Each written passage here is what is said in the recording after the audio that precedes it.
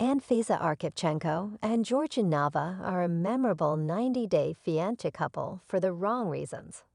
Here's a look at their relationship on and off camera. Hello everyone, welcome to my channel. Please subscribe and keep watching for more details. 90-Day Fiancé. Cast member Anfisa Arkhipchenko stars in House of Villains Season 1, leading many to wonder about her relationship and divorce with Jorge Nava. The two debuted in 90-Day Fiancé Season 4 in 2016. Anfisa instantly became one of the most loathed cast members in the franchise. She was labeled the gold digger because she admitted she was with Jorge for his money. Anfisa turned down continuing the show in 2018. Life took Anfisa in a different direction as she became a certified personal trainer, bodybuilding champion, and adult model. Anfisa was 20 and Jorge was 27 when they met on a social networking site.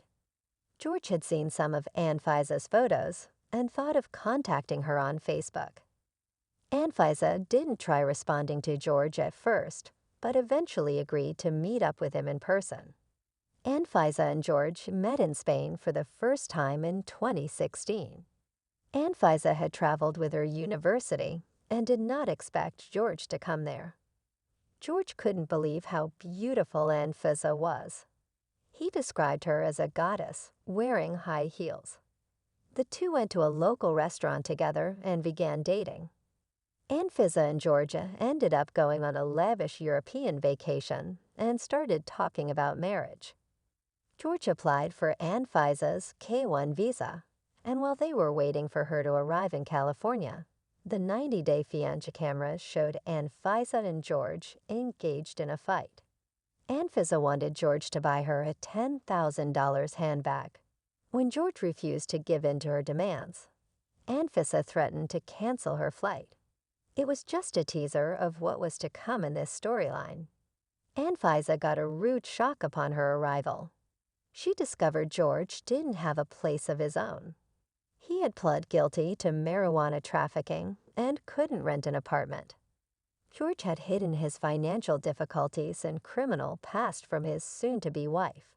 When they went shopping for an engagement ring, Anfisa wanted one worth $300,000. She also wanted to buy a $45,000 dress. She was straightforward when she told Jorge she was only interested in him for his money.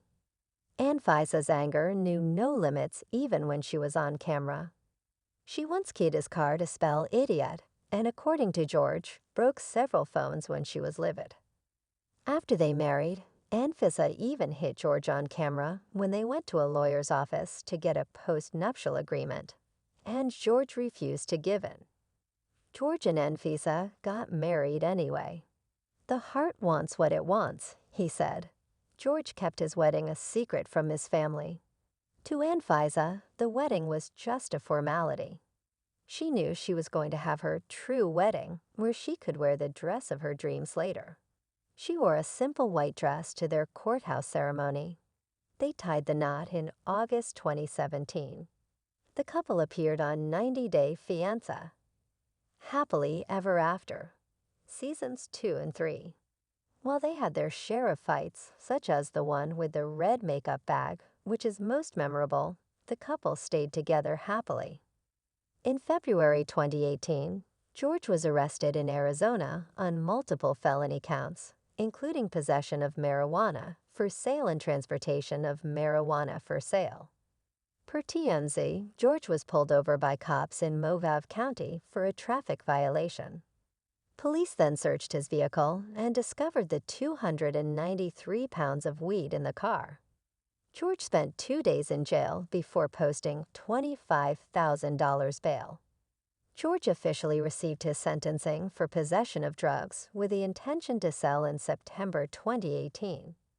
According to People, Jorge was ordered to serve 2.5 years in prison after his lawyer was able to reduce his Class 2 felony to a Class 4.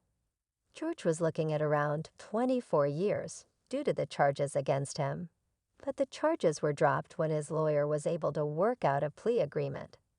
George's reduced sentencing was allegedly based on his prior record and the amount of marijuana he was caught with. George celebrated his early release in May 2020. "The sky is the limit #freedom," he wrote as his Instagram caption.